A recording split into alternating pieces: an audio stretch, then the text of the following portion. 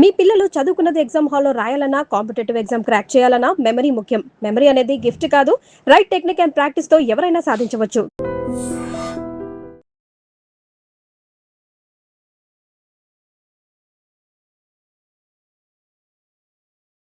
ఉత్తరాఖండ్లో software engineer Radha Gayatri మృతికి సంబంధించి కీలకమైనటువంటి విషయాలు ఇప్పుడిప్పుడే వెలుగులోకి వస్తూ ఉన్నాయి. ఒక ఆడియో సోషల్ మీడియాలో కూడా వైరల్ అవుతోంది. అమ్మ, మా అత్తగారు ఫోన్ చేశారు. ఎందుకమ్మా ఇవన్నీ వస్తున్నాయి? నేను ఈ మాటే విన్నాను, ఇవన్నీ చెప్పారు.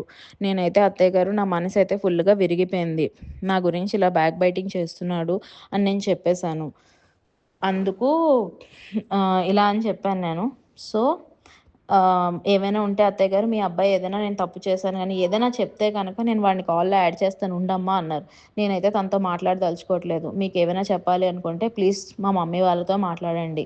మీకు అదంతా విని నా తప్పు ఏదైనా ఉంది అన్నా సరే నాతో చెప్పండి. అంతేగాని నేనైతే తనతో ఇప్పుడు మాట్లాడాలనుకోవట్లేదు. నా మనసు అయితే ఏం బాలేదు అత్తయ్య గారు, నాకు చాలా విషయాలు తెలిసాయి అని నేను చెప్పేశాను. ఇంకా నాకు పర్ఫెక్ట్ ప్రూఫ్స్ రాలేదు.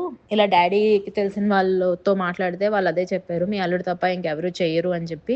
అండ్ వాళ్ళు చెప్పకపోయినా అది ప్రూవ్ అయిపోయింది. మొత్తం నా ఫ్రెండ్ సర్కిల్ అందరూ చెప్పారు, ఇంక్లూడింగ్ నవీన కూడా చెప్పింది, వాడే కదా చేసుంటాడు అని చెప్పి. ఇంకెవరికి ఆ స్కోప్ అయితే లేదు అత్తయ్య గారు, అది ప్రూవ్ అయిపోయింది. ఇంకా అది తెలిసాక కూడా నా మనసు ఇంక మనసులో లేదు. ఇన్నాళ్ళు ఓపిక పట్టాను, ఏంటంటారు, ఎన్నాళ్ళు ఓపిక పట్టాను, పోన్లే అక్కడికి వెళ్తే మారుతాడేమో, కొంచెం తనకు మారుతుంది బిహేవియర్ అని చెప్పి ఓపిక పట్టాను. కానీ ఇప్పుడు తను అన్ని లిమిట్స్ క్రాస్ అయిపోయాడు. ఇంకా నేనైతే ఏం మాట్లాడదలుచుకోవట్లేదు. నా మనసు అయితే బాగాలేదు. ఇప్పుడు నేనేం మాట్లాడదలుచుకోవట్లేదు తనతోనైతే అని చెప్పేసాను. రాధా గాయత్రి తన తల్లితో చివరిసారిగా మాట్లాడినటువంటి ఆడియో. ఈ ఆడియోలో ఏముంది?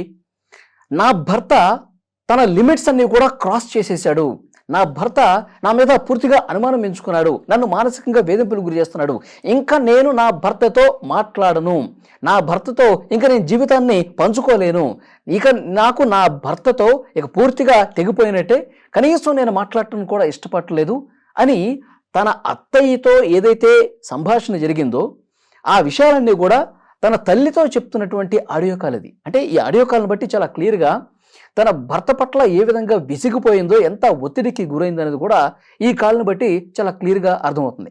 అసలు ఏంటి ఈ కేసు? రాధా గాయత్రి, శ్రీచరణ్ వీళ్ళిద్దరూ భార్యాభర్తలు. రాధా గాయత్రి అసలు ఎందుకు చనిపోయింది, దీని వెనకాల ఏం జరిగింది, పోలీసులు ఇన్వెస్టిగేట్ చేస్తున్నారు.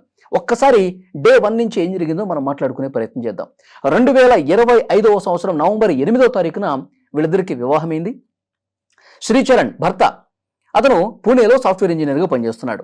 ఈ అమ్మాయి రాధా గాయత్రి గురుగ్రామ్లో సాఫ్ట్వేర్ ఇంజనీర్గా పనిచేస్తుంది. వీళ్ళిద్దరూ కలిసి ఒక హనీమూన్ టూర్ ప్లాన్ చేశారు. హనీమూన్ టూరు ఉత్తరాఖండ్కి ప్లాన్ చేశారు. రిషికేష్, హరిద్వారు ప్లాన్ చేసుకున్నారు మొన్న జూన్ 12వ తారీఖు. అయితే జూన్ 14వ తారీఖున వీళ్ళు ఉత్తరాఖండ్లోని ముసోరీలో హోమ్ స్టే అయ్యారు. అంటే ఒక రూమ్ తీసుకుని అందులో ఉన్నారనమాట. అదే రోజు 14వ తారీఖు అర్ధరాత్రి తర్వాత ఒక ఫోటో రాధా గాయత్రి తల్లిదండ్రులకు వాట్సాప్ చేశాడు శ్రీచరణ్. ఆ ఫోటో ఏంటి? వాళ్ళిద్దరూ కూడా చాలా సన్నిహితంగా ఉన్నటువంటి ఫోటోని రాధా గాయత్రి తల్లిదండ్రులకు శ్రీచరణ్ వాట్సాప్ చేశాడు. వాళ్ళు ఏంటి ఈ టైంలో చేశాడు, ఈ టైంలో ఫోటో పెట్టడానికి కారణం ఏంటో వాళ్ళకి అర్థం కాల. ఆ తర్వాత రోజు శ్రీచరణ్ ఫోన్ చేసి చెప్పాడు, ఆరోగ్యం బాగాలేదు, ఉన్నట్టుండి ఒక్కసారిగా పడిపోయింది, లేవట్లేదు, నేను హాస్పిటల్కి తీసుకెళ్తున్నాను, మీరు త్వరగా రండి అని చెప్పి ఆ రోజు ఉదయమే ఫోన్ చేశాడు. అదే అర్ధరాత్రి ఫోటో పెట్టాడు, వీళ్ళకేం అర్థం కాల. వెంటనే ఏమైంది ఏంటని చెప్పి ఒకటిన వాళ్ళు అక్కడికి వెళ్ళిపోయేసరికి పూర్తిగా శవపంచనం అయిపోయింది. పోస్ట్ మార్టం కూడా జరిగిపోయినట్టుగా తెలిసిపోయింది. అమ్మాయి చనిపోయింది, పోస్ట్ మార్టం కూడా అయిపోయిందంట. వీళ్ళు కన్నీరు మున్నీరుగా వినిపించారు. అసలు ఏమైంది నా బిడ్డకి, నిన్నటి వరకు బాగానే ఉంది, బాగానే మాట్లాడింది, ఏం జరిగింది, భర్తే చంపుంటాడని చెప్పి అనుమానం వ్యక్తం చేశారు. వెంటనే అక్కడ స్థానికంగా ముసోరీలో పోలీస్ స్టేషన్లో కేసు కూడా పెట్టారు. ప్రస్తుతం పోలీసులు మొదటగా అనుమానాస్పద కేసుగా నమోదు చేసుకుని విచారణ స్టార్ట్ చేశారు. అయితే తల్లిదండ్రులు, చనిపోయినటువంటి రాధా గాయత్రికి సంబంధించినటువంటి తల్లిదండ్రులు చాలా క్లియర్గా రాధా గాయత్రి భర్త శ్రీచరణ్ అంటే మా అల్లుడే చంపాడు, మాకు ఇక ఎలాంటి అనుమానం లేదు, అతని మీద హత్యాయత్నం కేసు నమోదు చేయండి అని కూడా చాలా బలంగా చెప్తా ఉన్నారు. కానీ భర్త శ్రీచరణ్ ఏం చెప్తా ఉన్నాడు పోలీసులకి, ఎలాంటి స్టేట్మెంట్ ఇచ్చాడు? ఆ రోజు అర్ధరాత్రి వరకు కూడా మేము డ్రింక్ చేశాం, 3 గంటల 30 నిమిషాల వరకు మేము డ్రింక్ చేసాం. తర్వాత భోంచేసాం. మేము చాలా సంతోషంగానే ఉన్నాం. ఉదయం లేచి చూసేసరికి తను నగ్నంగా పడిపోయింది. కిందకి పడిపోయింది. మంచం మీద నుంచి కిందకి పడిపోయింది. ముక్కులో నుంచి బ్లడ్ కూడా వస్తా ఉంది. వెంటనే నేను హాస్పిటల్‌కి తీసుకెళ్ళే ప్రయత్నం చేశాను. అలాగే పోలీసులకు కూడా ఇన్ఫర్మేషన్ ఇచ్చాను అని చెప్పి అతను చెప్తా ఉన్నాడు. అతను ఇంకేం చెప్తున్నాడు, ఈమెకి లో బీపీ ఉంది. లో బీపీకి సంబంధించినటువంటి టాబ్లెట్స్ కూడా వాడతా ఉంది. మరి ఈ డ్రింక్ చేసినటువంటి నేపథ్యంలో అనారోగ్యానికి గురై నిద్రలోనే ఈ విధంగా జరుగుంటుందేమో, నాకే పాపము తెలియదని చెప్పి ఇతను పోలీసుల ముందు వాపోయినటువంటి పరిస్థితి ఉంది. కానీ ఇది మొత్తం విన్న తర్వాత చాలా క్లియర్‌గా రాధాగాయత్రికి సంబంధించినటువంటి తల్లిదండ్రులు బలమైనటువంటి అనుమానాలు వ్యక్తం చేస్తున్నారు. మొదటి అనుమానం ఏంటి? శ్రీచరణ్, రాధాగాయత్రి వాళ్ళు ఉత్తరాఖండ్‌కి ప్లాన్ చేసుకున్నారు. రిషికేశ్, హరిద్వార్ ప్లాన్ చేసుకున్నారు. ప్రతి ఒక్క విషయం మా బిడ్డ మాకు చెప్తా ఉంటది. కానీ వీళ్ళు ముస్సోరీలో దిగినటువంటి విషయం మాకు తెలీదు. వీళ్ళు రిషికేశ్, హరిద్వార్‌కి వెళ్ళి అక్కడ ఆ పర్యాటక ప్రాంతాలకు వెళ్ళి ఉంటే గనక మేము అతని మీద అనుమానం వ్యక్తం చేయము. కానీ ముస్సోరీకి తీసుకెళ్ళాడు. అక్కడ హోటల్‌లో ఒక హోమ్ స్టేలో ఉన్నారు. రూమ్‌లో అద్దెకు తీసుకొని ఉన్నారు. కనీసం మా అమ్మాయి అయినా చెప్తుంది కదా మాకు. ఆ ప్రాంతానికి వెళ్ళినప్పుడు, ఆ పర్యాటక ప్రాంతానికి వెళ్ళినప్పుడు కనీసం ఇన్ఫర్మేషన్ ఉంటుంది కదా. అంటే ఇతను ఉద్దేశపూర్వకంగానే ముస్సోరీకి తీసుకెళ్ళి అక్కడ హోమ్ స్టే చేయించి కావాలని చంపాలనే ఉద్దేశంతోనే కుట్ర చేశాడు అల్లుడు శ్రీచరణ్. మా అమ్మాయిని చంపింది వాడే అని మొదటి అనుమానం వ్యక్తం చేశారు. ఇక రెండోది, చనిపోయే రోజు, అదే రోజు అర్ధరాత్రి ఎప్పుడైతే చనిపోయిందో అర్ధరాత్రి 14వ తారీఖు 3 గంటల 30 నిమిషాలకి రాత్రి సమయంలో మాకు ఫోటో పెట్టాల్సినటువంటి అవసరం ఏంటి?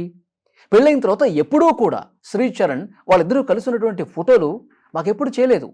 అర్ధరాత్రి 3:30కి మాకు ఎందుకు వాళ్ళిద్దరూ బాగానే ఉన్నట్టు ఫోటో వచ్చింది అంటే, అప్పటికే అమ్మాయి చనిపోయి ఉంటుంది, నాకే పాపం తెలియదు అని చెప్పుకోవటానికి, మేమిద్దరం సంతోషంగా ఉన్నాం ఆ టైంకని చెప్పుకోవటానికి ఇతను కావాలనే ఈ విధంగా ఫోటో పెట్టాడు. ఎందుకంటే రేపు పోలీసులు అడిగితే, చూడండి చనిపోయిన నేను చంపానంటున్నారు, ఈ సన్నిహితంగా దిగినటువంటి ఫోటోలు ఉన్నాయి కదా, నేను వాళ్ళకు కూడా సెండ్ చేశాను, ఇంక నేను ఎక్కడ చంపుతాను అని చెప్పుకోవటానికి ముందస్తు చర్యలో భాగంగానే ఈ విధంగా మాకు ఫోటో పెట్టాడు, మంచిగా ఉన్నట్టు నటిస్తూ ఫోటో పెట్టాడు అన్నది కూడా తల్లిదండ్రులు చెప్తున్నారు. ఇది రెండో అనుమానం.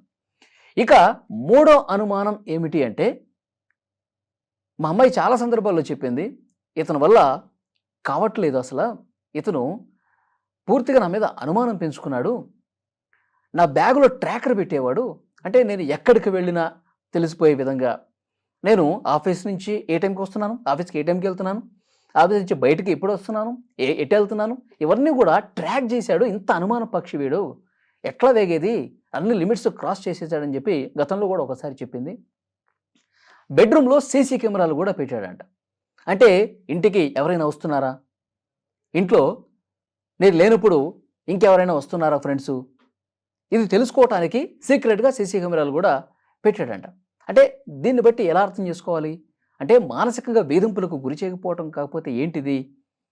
సీసీ కెమెరాలు పెట్టడం, బ్యాగులో తెలియకుండా ట్రాకర్ పెట్టడం, ఇది దేనికి సంకేతం అంటే అనుమానం పెంచుకుని సూటిపోటి మాటలు అని వివాహేతర సంబంధాలు అంటగట్టి మానసికంగా క్షోభకు గురి చేసి చనిపోయేలా చేశాడు అన్నదానికి రుజువు కాదా అని రాధాగాయత్రి కుటుంబ సభ్యులు పోలీసుల ముందు ఇచ్చినటువంటి స్టేట్మెంట్స్.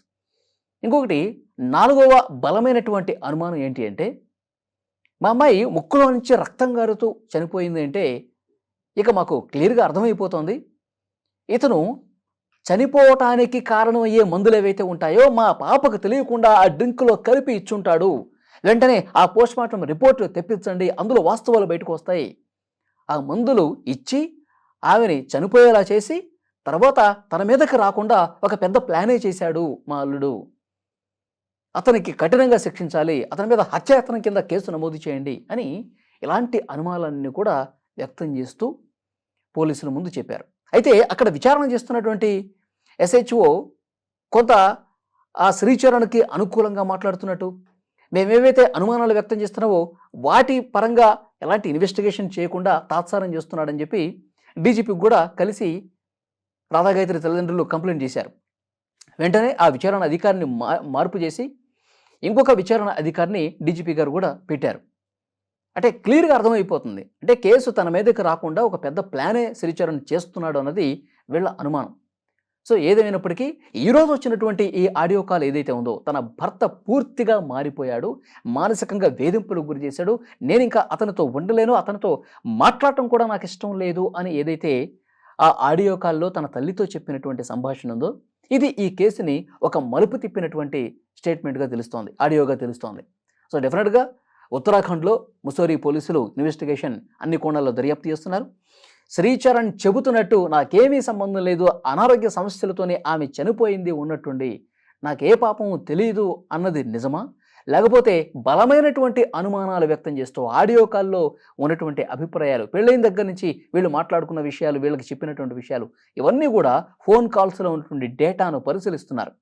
రాధా గాయత్రి మరణం వెనుక ఏం జరిగిందన్నది కూడా 1-2 రోజుల్లో క్లియర్గా పోలీసులు తేల్చే అవకాశం ఉంది.